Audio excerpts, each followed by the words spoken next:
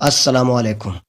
زمین کے بعد اگر انسان کسی دوسرے سیارے پر جانا چاہتا ہے تو وہ ہے مریخ، لیکن ابھی تک سائنسداں اس سوال کا جواب نہیں دے پائے کہ آیا مریخ پر انسان زندگی گزار سکتا ہے کہ نہیں، کیونکہ مریخ پر انسانی زندگی کی بنیادی عنصر پانی موجود نہیں ہے۔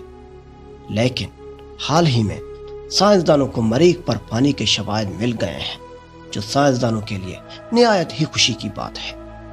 دوستو، اگر آپ نے ابھی تک میرے چینل کو سبسکرائب نہیں کیا ہے تو ابھی سے سبسکرائب کریں اور ساتھ میں بیل آئیکن کا بٹن بھی دبائیں، کیونکہ میں سائنس اور فلکیات کی دنیا میں ہر بدلتی صورتحال سے آپ لوگوں کو آگاہ کرتا رہوں گا۔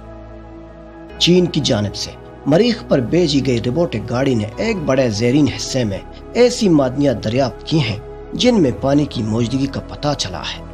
چینی سائنسدانوں کا کہنا ہے کہ یہ دریافت اس خیال کو تقویت دیتی ہے کہ مریخ کے اس زیرین حصے میں زمانہ قدیم میں سمندر ہوا کرتا تھا، اور یہ کہ اس سیارے کی سطح پر پانی موجود تھا، جیسا کہ طویل عرصے سے سوچا جا رہا تھا۔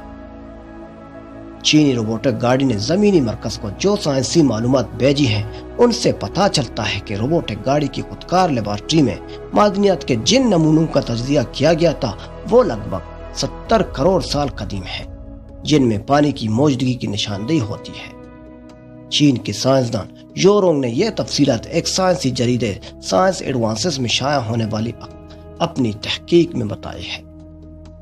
اگر زمین پر سے کسی طاقتور دوربین کے ذریعے مریخ کی سطح کا مشاہدہ کیا جائے تو ہمیں وہاں ایسی علامتیں نظر آتی ہیں جیسے وہاں کبھی دریا بہتے ہوں گے اور سمندر میں جا کر گرتے ہوں گے، تاہم اب وہ خشک پڑ چکے ہیں۔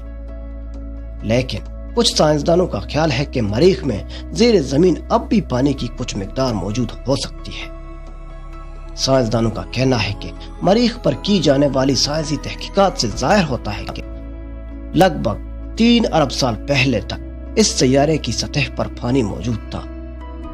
اسے مریخ کی جغرافیائی زندگی کے دوسرے دور سے موسوم کیا جاتا ہے۔ اس دوران مریخ کی سطح پر موجود آتش فشاں پہاڑوں نے بڑے پیمانے پر لاوا اگلا اور اس سیارے کو تباہ کن طوفانوں کا سامنا کرنا پڑا، جس نے سیارے کی سطح کا نقشہ ہی بدل ڈالا۔ اس دور کو ہیسپیرین ایپلوج کا نام دیا جاتا ہے، جس کا اختتام لگ بھگ 3 ارب سال پہلے ہو گیا تھا۔ مریخ کے تیسرے اور موجودہ دور کو سائنسدان ایمازونین کا نام دیتے ہیں، جس میں اس کی سطح پر پانی ناپید ہو چکا ہے۔ یوروں کا کہنا ہے کہ روبوٹک گاڑی نے جن معدنیات کے نمونے اکٹھے کیے ہیں ان کی بیرونی سطح بہت سخت ہے، جو زمین پر پانی کی سطح بلند ہونے کی صورت میں ہی بنتی ہیں، یا اس کی دوسری صورت میں برف کا پگھلنا ہو سکتا ہے جو بخارات بن کر غائب ہو گئی۔ مریخ زمین کے مقابلے میں بہت چھوٹا سیارہ ہے۔ اس کا حجم زمین کے مقابلے میں تقریباً نصف ہے، اور اس کی کمیت ہماری سمندر کی دنیا کا لگ بھگ تقریباً 10واں حصہ بنتا ہے۔ چھوٹا ہونے کی وجہ سے اس کی کشش ثقل بہت ہی کم ہے، جس کی وجہ سے اس سیارے کے لیے ہلکی چیزوں کو جیسے پانی اور دیگر مائع اپنی سطح کے ساتھ رکھنا اس کے لیے ممکن نہیں تھا۔ چنانچہ اگر وہاں کبھی سمندر بھی تھا تو اس کا پانی بخارات بن کر فضاؤں میں کہیں غائب ہو گیا۔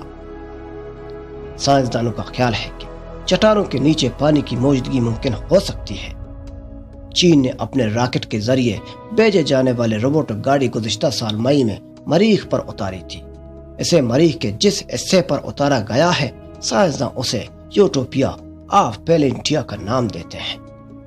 یہ ایک وسیع و عریض میدانی علاقہ ہے۔ 1 سال کے عرصے میں مریخ پر سائنسی تجربات کرنے والی یہ گاڑی تقریباً 2 میل کا سفر طے کر چکی ہے اور زمین کے اس قریبی ہمسائے کے بارے میں مسلسل ڈیٹا اکٹھا کر رہی ہے۔